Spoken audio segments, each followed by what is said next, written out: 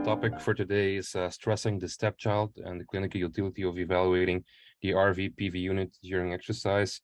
And I realize that the topic might be a bit challenging, but it's something I really wanted to share with you because it's a topic which we did a lot of work on when I was in Leuven during my PhD and other PhD students prior to me as well. So I want to give you a glimpse of what the latest understanding is in this field.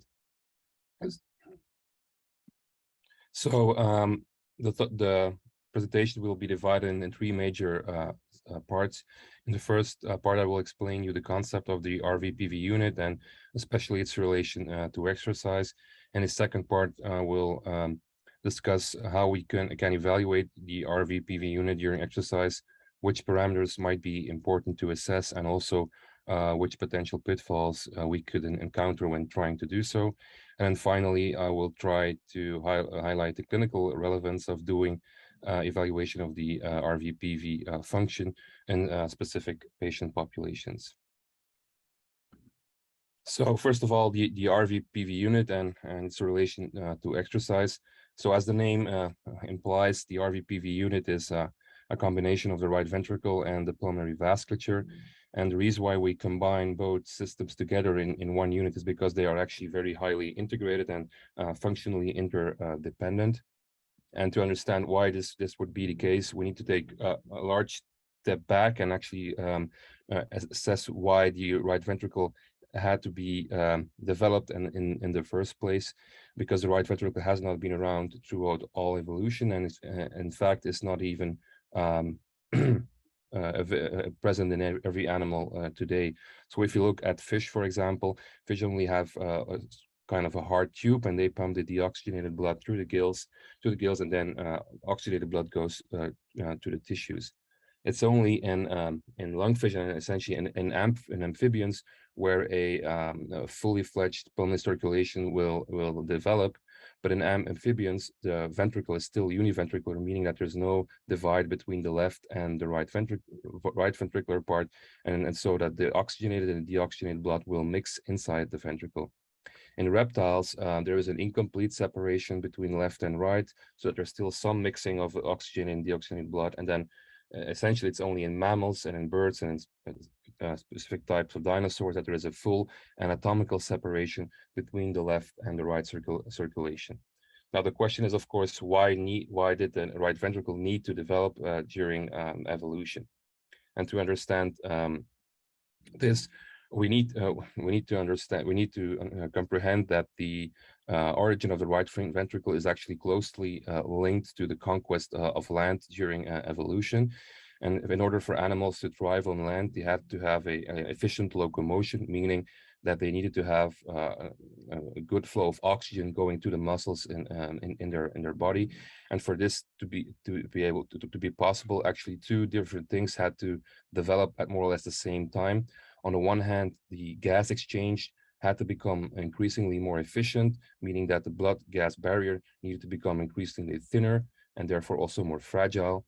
But on the other hand, the animals also need to develop a system to be able to distribute enough oxygen throughout the body, meaning that they had to have a high cardiac output and at the same time also have an extensive microcirculation in order to reduce diffusion distance. Now, this posed animals with a problem because, as we all know from physics, is that the resistance of a blood vessel or any tube in essence is actually inversely proportional to the radius of the vessel to its fourth power. And so this meant that the extensive microcirculation with increasingly smaller and smaller capillaries actually resulted in a significant increase in systemic vascular resistance.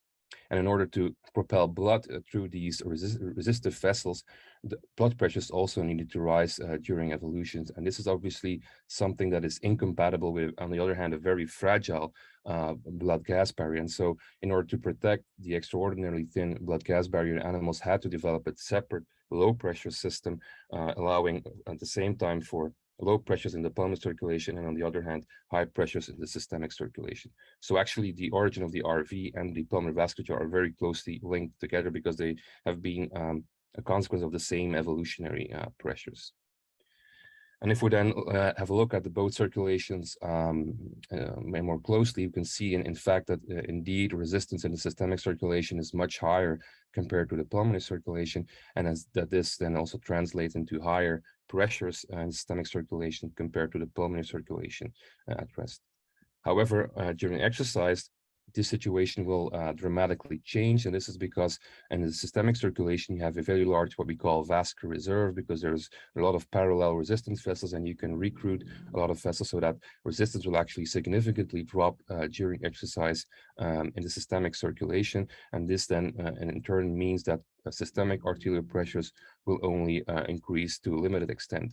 On the other hand, the pulmonary circulation does not have this extensive vascular reserve, because it's already maxed out, more so to say, at rest, and therefore, compared to the systemic circulation, pulmonary artery pressures will relatively increase much more, and they actually, in fact, increase nearly linearly with cardiac output. And this, of course, has important functional consequences for the RV and the LV, because while LV wall stress will only increase minimally during exercise, actually RV wall stress will increase to a much greater extent. And as we all know from physiology, the RV, because it's a very thin-walled structure, is much more afterload sensitive compared to the left ventricle. And so this means that during exercise, the right ventricle will be stressed much more than the left ventricle. And so we can think about the right ventricle as a potential Achilles heel then of the circulation, especially during exercise. And to illustrate this point a bit further, I just want to show some evidence from the extremes. For instance, in thoroughbred horses, which have obviously been bred throughout generations to become the most efficient equine athletes, endurance athletes, you could actually see that they have an extraordinarily thick right ventricular wall, which is almost indistinguishable from the left ventricular wall thickness. And so this then must mean that these ventricles are exposed to extremely high pressures. And this is exactly what happens when these horses during a race, because there's a condition which is called exercise-induced pulmonary hemorrhage, which is a very well-known condition among these horses. When they are stressed to their maximum limits and during these races, there's often, as a consequence of the very high pressures that develop in the circulation, in the pulmonary circulation, there is damage to the blood-gas barrier, and this results in pulmonary hemorrhage. Another evidence, of course, is on the opposite side of the spectrum. If patients do not have a right ventricle, for instance, in Fontan patients. And this is a study we did when I was in Leuven, in which we evaluated the exercise physiology of Fontan patients with exercise MRI and compared it to healthy patients with a normal circulation.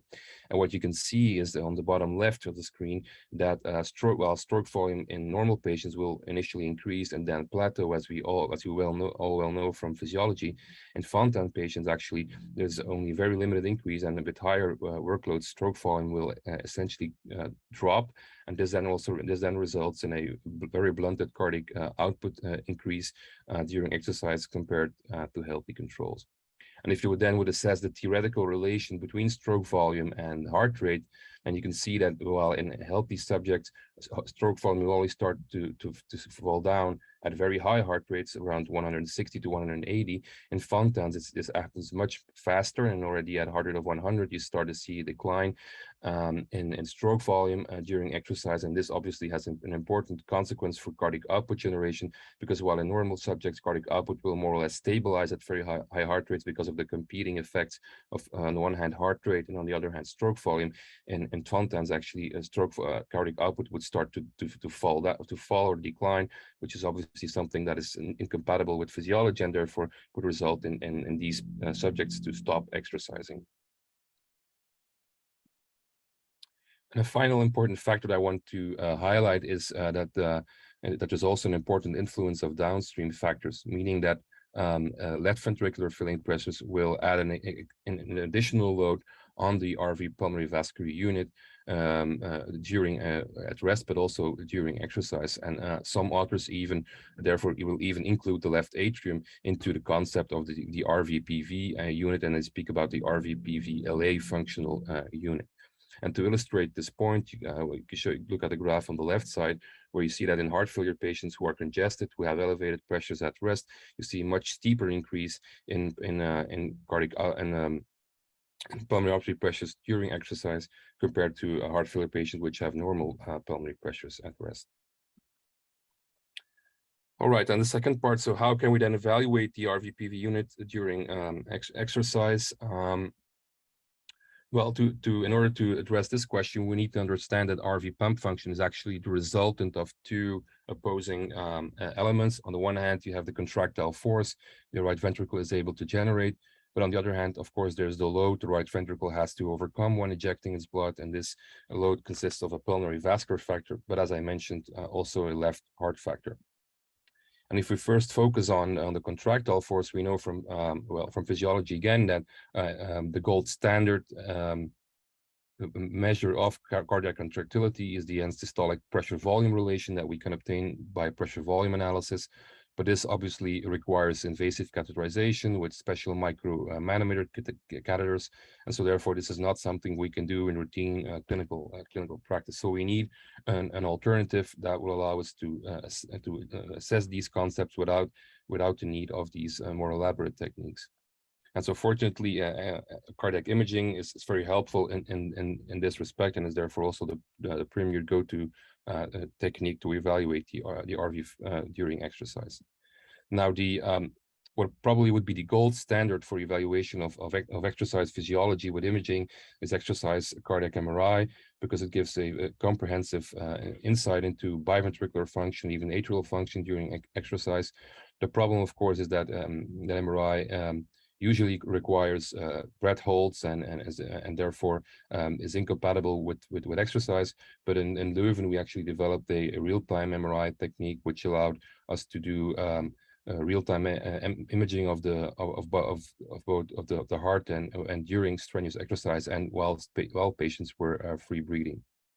But the problem with this technique is that it's obviously not something that is universally applicable. It's only available in a few centers around the world, and therefore mainly used for research purposes. So we need something else to use in day-to-day clinical practice. And that alternative is obviously bicycle stress echocardiography, as many of you know and also practice on a day-to-day basis.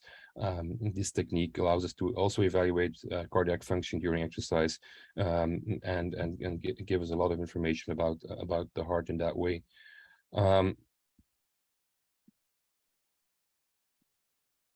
Okay, so then which parameters can we use to evaluate RV function? Well, these are just the typical or the classical functional parameters that we use at rest as well, so such as TAPC, fractional error change, but also tissue Doppler imaging can be used either for tissue velocity imaging and then deformation analysis, but also just the pulsed wave Doppler and to assess, for instance, RVS prime. And on the other hand, you could also use 2D deformation analysis by means of speckle tracking imaging. Then another important part is, of course, the pulmonary vascular load that the right ventricle has to face during exercise.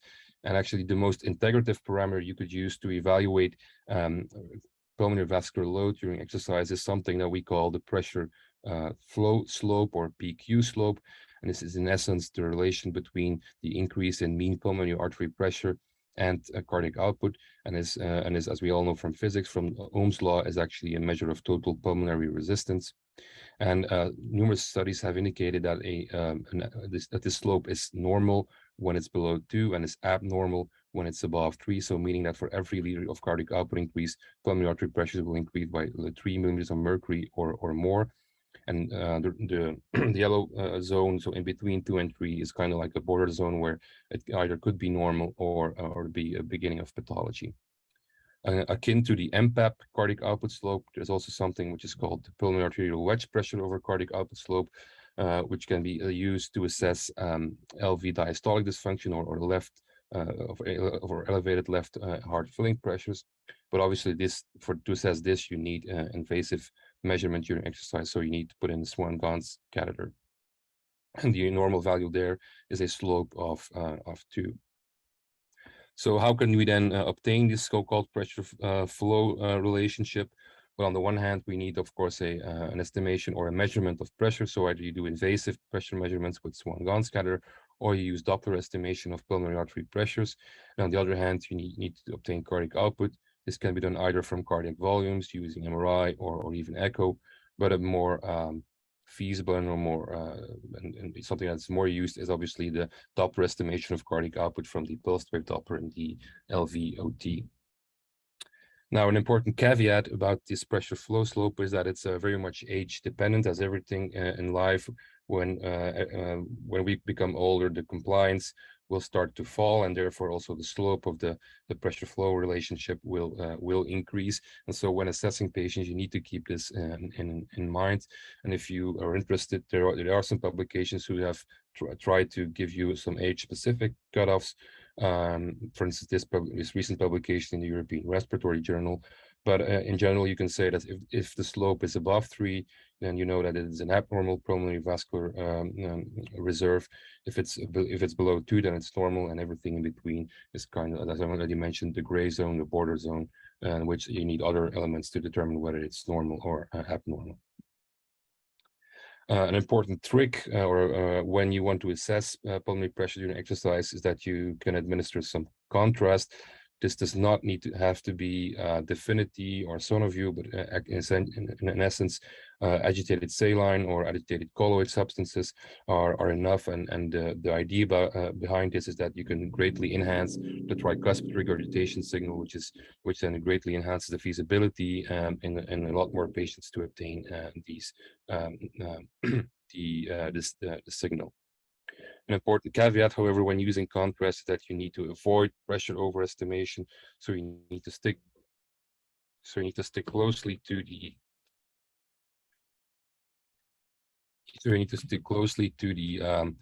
the envelope of the signal and not measure the beard, so to say. A final element that is a final functional component that we can assess with echo, and something that has gained some attention in recent years and a lot of publications have used, is the idea of the coupling between the ventricle and its circulation. In this case, it's called RV, pulmonary vascular coupling, and this is more or less a theoretical concept, but it's in essence, it depicts how well the ventricle will adapt its function to the load it faces when ejecting its blood. So in normal circumstances, the ventricle will always try to optimize its efficiency and therefore allow for the most effective or efficient propulsion of blood from the elastic chamber of the ventricle into the elastic chamber of the circulation. And to obtain the gold standard of pulmonary vascular coupling, you need again to measure pressure volume loops, and then you can make the ratio of end-systolic ventricular elastance and arterial elastance. But it's obviously, again, you need to have like conductance catheterization. So this is not something that is clinically feasible, but fortunately, echo allows us again to make a non-invasive estimation. And in essence, what you do is you just relate a parameter of ventricular function. This can be anything from tap seat to fractional air change to even a deformation parameter such as strain or strain rate. On the other hand, you need to combine it with a measure of load, and most commonly pulmonary artery systolic pressure is then used, and then you make a ratio, and this gives you an idea about how well the ventricle is coupled to its circulation. Now, the problem I have personally with, and not only I, but also some other authors have with these non-invasive estimations, that I'm not really sure to what extent they really represent a pulmonary vascular RV pulmonary vascular coupling, because the results you obtain or the correlation between the invasive and non-invasive estimates is actually very much dependent on in which population you assess it. For instance, in this study in patients with advanced pulmonary hypertension, you see pretty fine correlation. But for instance, in this publication by Wadzi in HFpEF patients, you see that the variance already becomes much wider and that the correlation is therefore much less. So I do not know to what extent these non-invasive estimates are really a representation of true RV-PV coupling. But on the other hand, they do appear to be a good predictor of prognosis in many patients. So at least from a clinical standpoint, there might be some utility in assessing this. And then the final part, and maybe the most interesting part now, about so how can we then translate these theoretical concepts into clinical practice? And I want to illustrate this in three different patient populations. First of all, athletes. Secondly, heart failure patients, and thirdly, patients with valvular disease, more specific mitral valve disease. I will not discuss maybe the most obvious patients where this could be useful in this. These are obviously patients with pulmonary hypertension or precapillary pulmonary hypertension, because first of all, these patients are rare, and secondly, the concept that I will show you in the other patient populations obviously also apply and can be extrapolated to patients with pulmonary vascular disease. So first of all, athlete's heart. So if we try to summarize the whole discipline of sports cardiology in one sentence, that is, it's actually all about preventing exactly what I'm showing you here on this slide, meaning sudden cardiac death in athletes. So we all know that these are very high profile events that resonate through society, as we've recently experienced with the collapse of Damar Hamlin, the Buffalo Bills safety in the NFL a couple of weeks ago. But there have been other notable cases, such as Eriksson, the soccer player for Denmark, who collapsed during the European Championships, and also Sonny Colbrelli, a cyclist from Italy, who collapsed last year after a bicycle race. However, fortunately, all three of these athletes survived, apparently without major comorbidity, so major residual morbidity. So, but obviously not all athletes are that lucky, and so the idea about sports cardiology is to try to prevent this from happening by identifying athletes who might be at increased risk. But in the context of my presentation, the question obviously becomes, is there a relation between exercise, right ventricular pathology, and sudden cardiac death? And the first hint to that pointed that there might be a relationship was published in 2003 by Hein Heidbuchel, who was then in Leuven, and he described a series of 46 elite endurance athletes who he evaluated for complex ventricular arrhythmias. And what he observed was that 59% actually met the ARVC task force criteria that were so for ARVC, but at another 30% had possible ARVC if you applied the criteria. And these were not benign events, because 18 had a major arrhythmic event, meaning sustained tachycardia, and even in 9 there was a sudden cardiac death. But the odd thing about this group of athletes was that found that only in one athlete there was a family history, which was suspicious for an underlying familial ARVC, so much lower than you would expect based on what the task force criteria would have suggested. And a second piece of evidence was then supplied by André Lagerche, who evaluated endurance athletes before and immediately after an endurance event. And what he observed was that after the race, there was an increase in RV volumes and a decline in RV function, whereas LV function appeared to be pretty much the same. And moreover, that there also was a correlation between the decline in RV function that post-race and the duration of the endurance event, meaning that the longer the endurance event was, the more pronounced decline in RV ejection fraction at the end of the race. Fortunately, the ejection fraction then recovered when you did an evaluation at a more delayed point. So, but he then coined the hypothesis that there might be some sort of fatigue occurring in the right ventricle, which is obviously then related to the increased pulmonary pressures during exercise, as I have explained to you at the beginning of the presentation. Another piece of evidence was then brought in by a group in Spain who developed a marathon rat model in which they subjected rats to an endurance training program. And what they found is that as a consequence of the endurance training program, there was fibrosis developing in the right ventricle, but not in the left ventricle. And that this rapid fibrosis, that they were more susceptible to inducible sustained ventricular tachycardia compared to those who did not develop fibrosis. And a final piece of evidence is the fact that that is well described that in patients with known genetic or familial ARVC, that exercise actually has a very detrimental effect on the phenotype, meaning that in ARVC patients who continue to do high-level sports activity, that there are more adverse events, including major arrhythmias, but also a faster progression to RV failure and the need for cardiac transplantation. And so this has led to the hypothesis that there might be some sort of ARVC disease continuum, with on the one hand, the classic genetic ARVC with mutations in desmosomal proteins, but on the other hand, maybe also an exercise-induced ARVC-like cardiomyopathy in which repetitive and maybe excessive exercise will lead to accumulation of microdamage and therefore also can induce some sort of ARVC-like phenotype. And in the middle, there might be some overlap between in which genetic and or exercise then combine in various ways for to achieve a threshold for disease expression. But the main problem we have in facing these athletes with potential RV pathology is that the classical ARVC criteria, as I mentioned, are not really good at differentiating healthy athletes from athletes with potential pathology. For instance, in this study by Zaidi, you see that there's a large overlap in the classical parameters, whether it be fractional error change or RV ejection fraction. And so we can, in essence, not use these criteria to identify athletes at risk.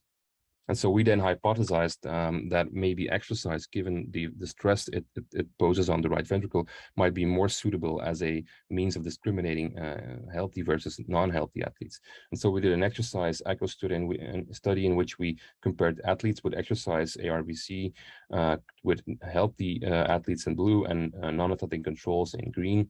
And what you can see is that at rest, there's actually not a lot of difference between RV functional parameters, but with exercise, you see that the RV reserve is much more is diminished in these athletes with exercise-induced ARVC compared to both non-athletes and healthy endurance athletes. And so this means that the exercise parameters were much more sensitive or much more able to accurately discriminate both groups, so to identify athletes with potential pathology. So a second group where these concepts are useful is in patients with heart failure. We all know that both in HFrEF and HFpEF, both RV and pulmonary vascular function are very strong predictors of survival. This has been shown in numerous studies, meaning that patients who have pulmonary hypertension and or low RV function will have worse survival compared to those who have normal pulmonary pressures and normal survival. But not only function and pressure at rest, but also with exercise are important. For instance, in HFrEF patients, Greg Lewis from Massachusetts, from the Mass Gen Hospital, did a study in which he could clearly show that pulmonary vascular response is also an important predictor of survival, meaning that in HFrEF patients who have a limited increase in pulmonary artery pressures, they do have the best survival, and those who have a more pronounced increase in pulmonary artery pressures, meaning a smaller pulmonary vascular reserve, do worse. And actually, the patients who did the worst were those in which pulmonary artery pressures reached a plateau. And this is, in essence, the occurrence of RV failure during exercise and the inability to increase cardiac output as a consequence of RV failure. And so this, in essence, if you tie it back to the RV PV coupling, means that there's actually a decoupling occurring during exercise in these patient group, and these are actually the patients that will do worst over time. Then in heart failure with preserved ejection fraction, pulmonary circulation is actually a very hot topic, and it was the subject of a AHA science advisory that was very recently published, calling physicians and researchers to action to gain more insight into the pathophysiology of PH in heart failure with preserved ejection fraction, because there is a lot of things that are unknown about this condition, but it has very important ramifications for patients and especially for prognosis of patients. And because we all know that, because it has been shown that RV dysfunction, but also reduced pulmonary vascular reserve are very much associated with a worse outcome in HFpEF patients. And a group who has done a lot of work on this topic, on this subject in the last couple of years is the Mayo Clinic with Barry Borlaug, who has published numerous publications regarding this topic, and they were able to show that actually exercise intolerance in patients with HFpEF is closely linked to a reduced cardiac output augmentation, in addition to also problems in peripheral vascular function and oxygen use. But the limited cardiac output augmentation is related to both a lower increase in stroke volume and also chronotrophic incompetence.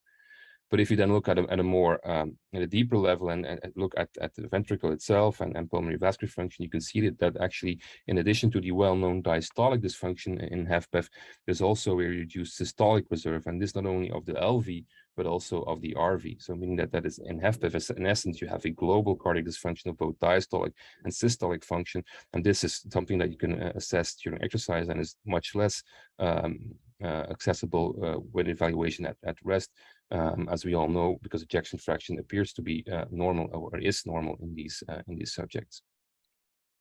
And on the other hand, there's also reduced pulmonary vascular reserve in HFpEF patients because they are not able to have the normal decrease in PVR, and they actually also have a decline in pulmonary arterial compliance, meaning that in these subjects, that the pulmonary artery pressures will increase much more rapidly during exercise compared to healthy controls.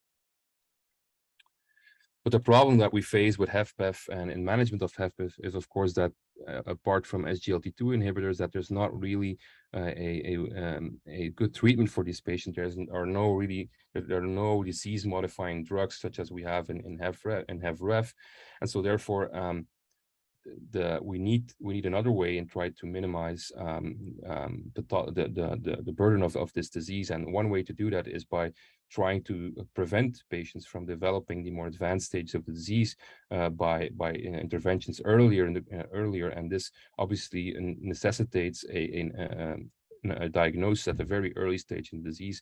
Ideally, you would already want to identify the patients at risk of developing disease, or at least identify patients when they are still in the asymptomatic stages of the disease, meaning in stage B heart failure.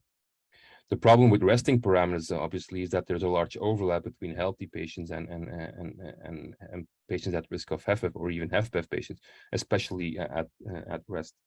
And so we hypothesize again that by using exercise echo, we could maybe enhance the diagnosis and really separate the patients that were at risk of developing HFpEF. And so in order to answer that question, we did another exercise echo study in which we assessed biventricular function during exercise with stress echo and compared HFpEF patients, and also in blue, and also patients at risk of developing HFpEF with hypertension and diastolic dysfunction, but who were still asymptomatic in yellow. And we compared them to healthy controls, so patients without known cardiac disease, and on the other hand, also patients with known RV dysfunction and pulmonary vascular dysfunction as a consequence of chronic thromboembolic pulmonary hypertension.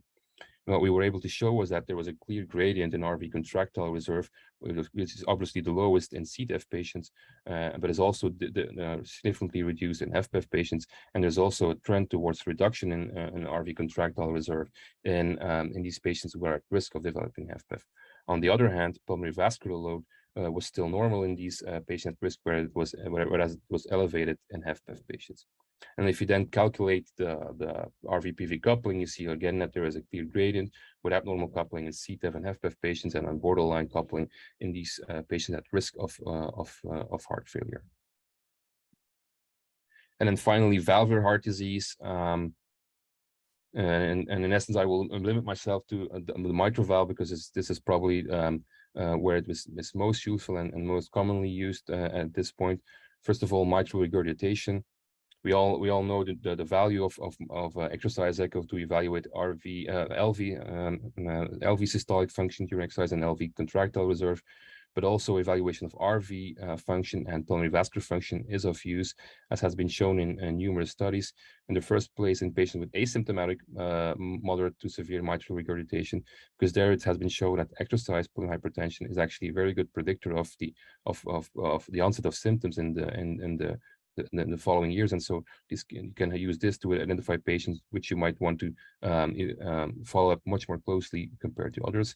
And exercise pulmonary hypertension, but also exercise RV dysfunction are also very strong predictors for the need of mitral valve surgery. So even for management, this might have some implications. And it doesn't stop there, because these patients with exercise PH, they also have a higher number of postoperative cardiovascular events, including heart failure hospitalizations, death, and also development of atrial fibrillation.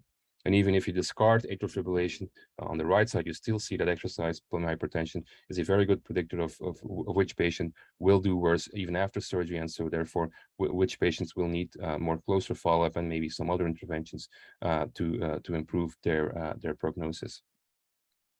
And this predictive value of pulmonary hypertension during exercise is actually independent of other predictive factors such as age or LV function or functional class. And then finally, mitral stenosis. Also, in mitral stenosis, we know from the guidelines that exercise echo is valuable, especially in patients which have symptoms but only appear to have moderate mitral stenosis. But also in patients with known significant mitral valve stenosis, exercise echo is important, because it is a good indicator for the need for mitral valve intervention. So patients who have a higher pulmonary artery pressure increase during exercise are actually the ones who are more likely to need an intervention in the following during follow-up, compared to those who have a normal response during exercise. And the cutoff in this study appeared to be around a peak pulmonary artery pressure of around 60 as a good indicator of which patients will need to have intervention in the short term. And in addition to prognostic implications, exercise echo is also interesting from just to understand disease mechanisms, because it allows you to evaluate which are the determinants of the increase in pulmonary artery pressure during exercise. And in addition to mean gradient, also left atrial volume appears to play a role, but also RV function, heart rate, and another important factor is something that is called net atrioventricular compliance. And this is something that is very important to be aware of in the assessment of mitral valve stenosis, because patients who have a low atrioventricular compliance, they will have a much steeper increase in pulmonary artery pressures during exercise. And it also has important consequences for diagnosis, because these patients which have a low atrioventricular compliance are also at risk to have an underestimation of the severity of their mitral valve stenosis severity if you use the pressure half-time method, because as we all know, the pressure decay across the mitral valve is not only dependent on the mitral valve orifice, but also on the AV compliance. And so in these subjects where you have a higher gradient than you would expect based on the area you calculate with pressure half-time method, it might be useful to use other methods such as planimetry or the continuity equation, or even assess pulmonary artery pressures and even net atrioventricular compliance during exercise, in order to distinguish true moderate from severe mitral valve stenosis. And then finally, mitral stenosis is not only about mean gradients, mitral valve area, and systolic pulmonary artery pressure, because the exercise limitation is much more complex, and this is also an insight that was brought to us by exercise echo. For instance, this study by Lau-Perl and Jack Imaging a couple of years ago, they divided actually symptomatic patients with mitral stenosis in those who had a reduced exercise capacity, meaning a lower than normal VO2 max, and compared them with symptomatic mitral stenosis patients who had a normal exercise capacity, meaning a normal VO2 max. And what they were able to show was that the difference between both was not really pulmonary artery pressures, nor was it mean gradient or even mitral valve area. But the most significant differences were in cardiac output augmentation during exercise related to chronotropic incompetence and a smaller stroke volume increase. And in addition to that, also ventilatory limitation appeared to be an important driver of why certain patients had a functional limitation and why other patients had not. So then to conclude this presentation, I've shown you that the RV and pulmonary vasculature are a functional unit. as evidenced by their common origin, and that this unit is particularly stressed by exercise. Secondly, that exercise imaging allows us to translate the theoretical concept that I've shown you into clinical practice and show you which parameters we could use and potential pitfalls that might be associated with that. And then finally, that exercise evaluation will give us insight into disease mechanisms, and therefore it may advance diagnosis, but also has implications for the management of cardiovascular disease, and therefore is something that we definitely should consider when we are evaluating our patients with different cardiovascular conditions. Thank you. So thank you, Mathias, for giving us such a great insight and also sharing us with your voyage on the right side of the heart and the circulation system, a land certainly less traveled. To start off with a question, you did mention in the very beginning of the presentation that you can actually figure out what the circulation system is like in a dinosaur.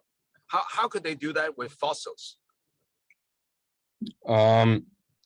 I'm not a paleontologist, so I don't know how but I think what they in essence what they use is they just compare animal species and then because there are obviously some remnants or animal species that had developed a very long time ago, and I think they extrapolate data from these animals into what it must have been during evolution. And actually, there's also some very interesting data on the kidney as well, because obviously, in addition to the heart and then the circulation, also the kidney needed to change, because when you leave the water, and especially when you leave salt water, you need another system to maintain homeostasis.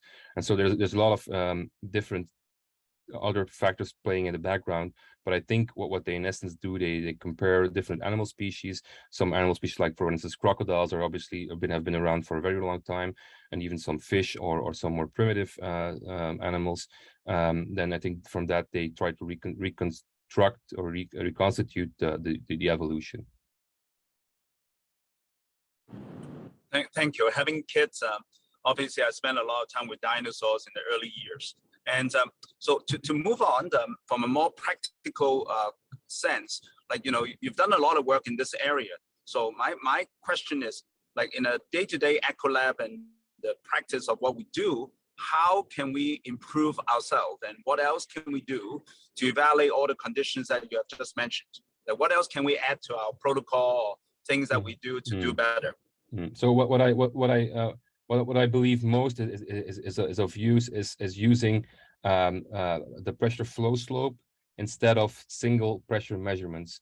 I'm not a strong believer in single pulmonary artery pressure at peak exercise, because as we all know, this is dependent on cardiac output, and therefore dependent on the effort the patient is able to put into the exercise. And as I've shown you, actually in heart failure patients, the patients who have a plateau in pulmonary artery pressure are actually the ones who do worst. So if you just use peak, you might underestimate the severity of their disease. So you avoid this by using the slope, because then you correct for cardiac output. And then you can see that in these patients, because they almost have no cardiac output limitation, that even a limited increase in pulmonary artery pressure will translate into a high pulmonary pressure flow slope. And so you then know that these patients are the ones that need to be followed closely and might need some additional management. I think that is the most important implication. So to stop using or not only use single pressure measurements, but go for the slope. You could do this by just calculating 3 pressure flow points, so meaning at rest, at low, and at a peak exercise. And from these 3, you can do some linear regression, or even use a simple formula to calculate an approximation of the pressure flow slope. And I think that is the most important thing you could use to increase the yield of your exercise program, especially if you want to evaluate functional parameters, as for instance in heart failure, or even in patients with valvular disease. Hi, Qiming. Can I ask a question? Please do. Oh, thanks. Mathias, thanks for the talk. And I want to echo Qiming's comments. I'm glad I'm glad this is being recorded, because I think it'd be worthwhile to go back and review again, because you really shared a lot of information. Perhaps I can just extend Chiming's question and your answer with regards to particularly the estimation of RVSP, or the peak systolic pressure, based on the TR velocities. As you know, there's some question as to how accurate it is, particularly with exercise, in terms of reflecting PA pressures during exercise. Perhaps you can comment on that, and then how do you? I think your comments about correction for flow, I think, are important. So practically, how would you um, correct for flow to really give us an idea of what's happening to the pulmonary circulation, particularly pulmonary vascular resistance during exercise?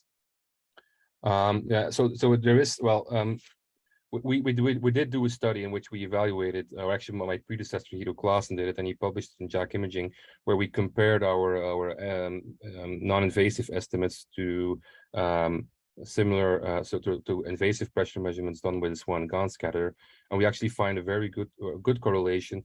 What you do see is that there is a small bias with an underestimation of pulmonary artery peak pressure, pressure at peak exercise, or at very high pressures. There is an underestimation of the true systolic artery pressure. But so that's one thing. On the other hand, there are some reports who claim or who have shown that there might be some difference in invasive and non-invasive measures, because of that there might be a development of a gradient in the RV outflow tract during exercise. Now, I must say, I've seen these reports, but it's not something that we have seen in our practice. And I believe the reason for that is that we always used contrast, so a little bit of just agitated colloid. It was just agitated albumin or something like that, because this greatly enhances the signal, especially in patients who only have mild or trace TR, which obviously is the case in most athletes which do not have cardiac pathology. So in these subjects, I think the use of contrast will enhance feasibility and maybe also make it more accurate. But then, of course, you need to keep in mind that you must avoid overestimation, because that then becomes the major concern. Regarding flow correction, yeah, pressures are flow dependent. That's something we know, that it's just basic Ohm's law. So and because pressure is actually not an independent variable, it's dependent on flow, which and obviously the resistance. So so the PQ slope is actually a measure of total pulmonary resistance, and therefore it more or less integrates both resistive and the pulsatile components to a certain degree of the pulmonary circulation. And I believe for this reason that it is a good parameter, because it corrects more or less for flow, obviously given the fact that you must only if you have an accurate estimation of cardiac output. So it all comes down with exercise echo to be able to have accurate estimation, and this boils down to just having good images. So it is not feasible in every patient, but the main advantage of using slopes is that you would not need to evaluate actually at peak exercise to extrapolate potential findings. Because what often happens with peak exercise, obviously the patients become uncomfortable, they start breathing very rapidly, they might even be moving their upper body, and so then obviously it becomes much more challenging to have good images. So if you do evaluation at maybe low and moderate, and then try to do peak, even if you do not have a good peak, you can just extrapolate more or less if you from the slope to assess whether or not it's a pathological response or not. Okay, no, thanks, Mathias. And for flow, I guess for cardiac output, would you recommend using the LVOT VTI method, or would you? Yeah, I would use for sure Doppler, because the problem with exercise, if you use volumes, that in exercise you're not sure you're measuring the true apex, because the heart is moving, respiration. So I think Doppler is definitely better. on the condition, of course, that you can maintain a good angle so that you don't have an underestimation of the signal. Yeah, great. Thank you. Hey, Mathias, it's Ryan. Obviously, I have a question about the athletes. So I know, I mean, you talked about Lagersh's study, and your point here is that the RVPV unit's particularly stressed by exercise. One thing that I've recently encountered, I don't really know how to explain it, so maybe you guys talked about this in your lab, but there's been two studies. I think one came out 10 years ago, before Lagersh's 2012, 2013 papers, and one more recently. That compared endurance athletes, people with dilated cardiomyopathy, people with ARVC, and fairly consistently, at least in those two studies, they found that one of the differentiating factors between athlete's heart and pathology was that you get a balanced increase in your LV and RV volumes and LV and RV mass. And I just never knew how to align that with the idea that the flow is the same through the two same circuits, but the stress is relatively increased much more on the right side. You would expect it to be an unbalanced adaptation. I don't know if you guys ever talked about this or encountered this, or there's an explanation. Yeah, it is the case that for differentiate pathology, that of course in athletes there's much more balanced remodeling. The problem is that in athletes who have ARVC, that is also balanced remodeling, because you have obviously you have the exercise related remodeling, and then you have a pathology on top of that, and then it becomes really difficult to discriminate both. If you obviously compare athletes with ARVC patients, then obviously you will see a difference, but that's not the same as evaluating athletes with ARVC versus athletes. So that's an important distinction. So these studies are obviously correct. If you see more balanced remodeling, probably it is normal, but that does not say that in athletes with pathology it cannot be balanced. And then it becomes very difficult to distinguish the degree of RV dilation. Is that still normal? Is that abnormal? Then with respect to your question about why is that both ventricles remodel, I think it's because remodeling might not be just the pressure, but might be just be the volume and just the need for optimization of having a higher cardiac output at a lower workload, so at lower heart rates. So what athletes usually do is they develop a very big heart, and then so that they are able to have a large stroke volume. So in essence, they optimize their ventricle to be able to have a largest stroke volume as possible. And I think that has something to do, but I'm not sure there's any data, but I speculate it's something to do with maintaining coupling and maintaining an efficient the most efficient way of propelling blood from one elastic chamber to the other, and that is done by remodeling, by having a larger volume, and therefore instead of increasing heart rate, which obviously will limit your ability to increase cardiac output as a consequence of just reduction diastolic filling time, it's better to have a dilatation of the heart so that you can increase cardiac output that way without sacrificing heart rate. I think that's the main driver behind the more balanced remodeling. So it's more about having high cardiac output and be able to pump large volumes than just pressures. I think pressures are more important in the development of fibrosis, micro damage as a consequence of just higher wall stress. Okay, I see what you're saying there. Okay, so you think, but it's still a topic, and it's still unknown, but there's still a lot of research going on into this, and there's a lot of things that are known. There are differences between men and women that we can't explain. There are differences even between athletes. Some athletes have very extensive remodeling, others have not. We in Leuven, we have a study in which we have a longitudinal follow-up of young athletes, and it appears to be the case that there might be some genetic differences as well, genetic backgrounds that determines why certain athletes have more remodeling than others. But it's complex, because it's not because you have the highest remodeling that you therefore also are the best athlete.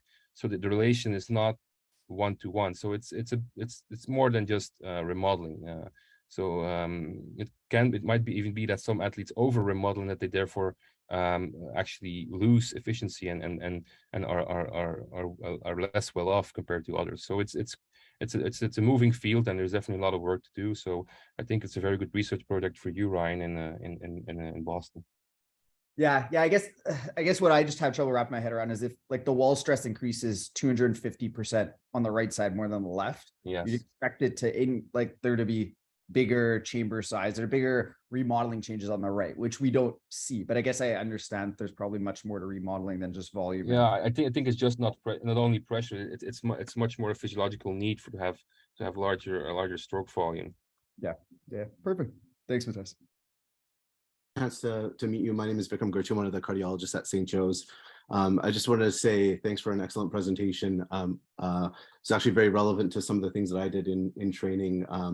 I did some PH training and some advanced invasive hemodynamics and heart failure training. So I think this is very relevant. Just wanted to ask you a couple questions. You already mentioned, obviously, I totally agree with the points that you made about the utility of using flow slopes and the utility of exercise and augmenting the PASP signal with contrast agents.